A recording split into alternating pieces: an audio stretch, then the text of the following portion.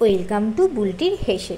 চলো আজকে শিখে নেওয়া যাক স্যান্ডউইচ কী করে অল্প সময়ে আর অল্প উপকরণে কী করে তোমরা স্যান্ডউইচটা করবে, তার একটা ছোট্ট একটা ভিডিও। ফার্স্টে আলু লবণ দিয়ে সেদ্ধ করতে বসিয়ে দিলাম। টমেটো কুচি, পেঁয়াজ কুচি, ক্যাপসিকাম কুচি, লঙ্কা কুচি নিয়ে নিয়েছি।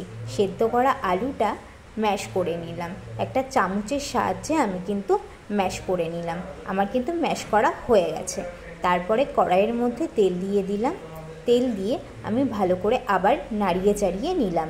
তার মধ্যে দিয়ে দিলাম পেঁয়াজ কুচি, টমেটো কুচি আর ক্যাপসিকাম কুচি দিয়ে ভালো করে আবার নাড়িয়ে চাড়িয়ে নিলাম। 10% মতন কিন্তু আমরা বয়েল করে নেব। তার মধ্যে নিয়ে নিলাম একটু লবণ দিয়ে আবার আমি কিন্তু নাড়িয়ে নিলাম। তারপরে দিয়ে দিলাম হলুদ গুঁড়ো, একটু নাড়িয়ে লঙ্কা কুচি দিয়ে দিলাম। দিয়ে আবার 2 মিনিট মতন নাড়িয়ে নিয়ে আমি কিন্তু ম্যাশ করা আলুটা দিয়ে দিলাম। দিয়ে ভালো করে কিন্তু আলুর মধ্যে মশলাটা যেন ঢোকে সেইভাবে আমার কিন্তু ভালোভাবে করে নাড়িয়ে নিতে হবে। তার মধ্যে একটু ম্যাগি মশলা দিয়ে দিলাম। দিয়ে তোমরা চাইলে দিতেও পারো, নাও পারো, কিন্তু একটু টেস্টির জন্য এটা ঠিকই আছে। দিয়ে একদম দেখতে পাচ্ছ আমার কিন্তু ভালোভাবে আলুর পুরটা রেডি হয়ে গেছে। 2টো ডিম ভেঙে নিয়েছি, ফাটিয়ে নিলাম। নিয়ে একটু লবণ দিয়ে আবার একটু ফাটিয়ে নিয়ে আমি 2টো স্লাইস করা পাউরুটি নিয়ে নিয়েছি। সাইডে বর্ডারগুলো তোমরা কাটতেও পারো, নাও পারো।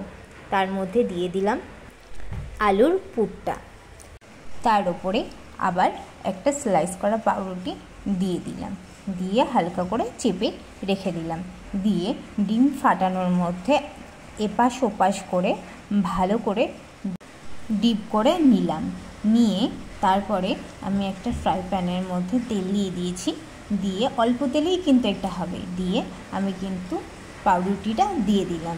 ভালো করে এপাশ ওপাশ দুপাশ ভালো করে সেঁকে নিলাম। স্যান্ডউইচ কিন্তু আমার রেডি হয়ে গেছে। ভিডিওটি যদি তোমাদের ভালো লেগে থাকে তাহলে একটা লাইক, অবশ্যই করে একটা কমেন্ট করো, আর সাবস্ক্রাইব করতে কিন্তু কেউ ভুলো না। Thank you.